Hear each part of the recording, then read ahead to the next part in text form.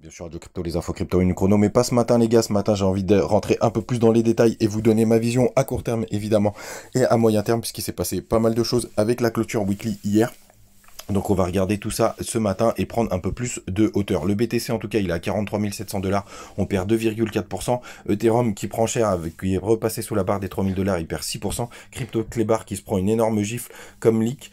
Et il y a ICP qui tient le coup dans ce top 25, mais c'est plutôt rouge. Mais ce qui est important de regarder là tout de suite maintenant, c'est plutôt la valeur des coins et de se souvenir d'où on vient par rapport aux dernières semaines. En tout cas en daily sur le Bitcoin, comme je vous disais dans la vidéo d'hier, j'avais peur de cette divergence et ça a pas loupé. Vous voyez, on fait un plus haut sur le cours et un plus bas sur le RSI, et ça c'est synonyme à minima d'une légère correction, voire d'une stabilisation. Donc on pourrait dans un premier temps redescendre aux alentours des 42 500 $ qui constitue le top qu'on a eu ici, ou en tout cas l'ancien top ici aussi qu'on pourra avoir qui est aux alentours des 41 200.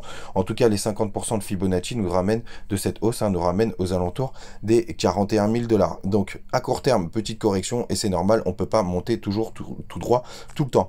Sur le weekly, puisqu'hier on a eu la clôture, j'imagine que beaucoup d'entre vous ont entendu parler de cette histoire de H-Ribbon, et effectivement c'est un indicateur très puissant que je regarde aussi, mais il y a aussi des choses à regarder de plus près. Donc moi je le regarde en weekly pendant que d'autres le regardent en daily. C'est pas une connerie, mais en tout cas c'est ma vision de le voir plutôt en weekly. Et effectivement la pastille bleue qui a été activée ici dit qu'il faut, c'est le meilleur moment pour rentrer sur le marché. Ce qu'il faut savoir, est-ce que vous d'autres vous ne disent pas, et ce qui peut être aussi inquiétant, c'est que après la pastille bleue qui s'est rarement trompée dans le passé, il peut y avoir un léger dump. Ça veut pas dire que ça va pumper tout de suite très vite, très fort. Donc il faut pas s'inquiéter à ce niveau-là. Et effectivement, c'est un indicateur qui est très puissant. On a aussi MACD qui devrait croiser en weekly, je dirais dans les 1 à 2 prochaines semaines si on se fait pas rejeter. Et ça, effectivement, c'est un signal très bullish. Donc ici, en tout cas, on a pile cette résistance en weekly. Vous voyez, on est à plein dedans. Donc là, il y a la mèche ici de ce début de semaine.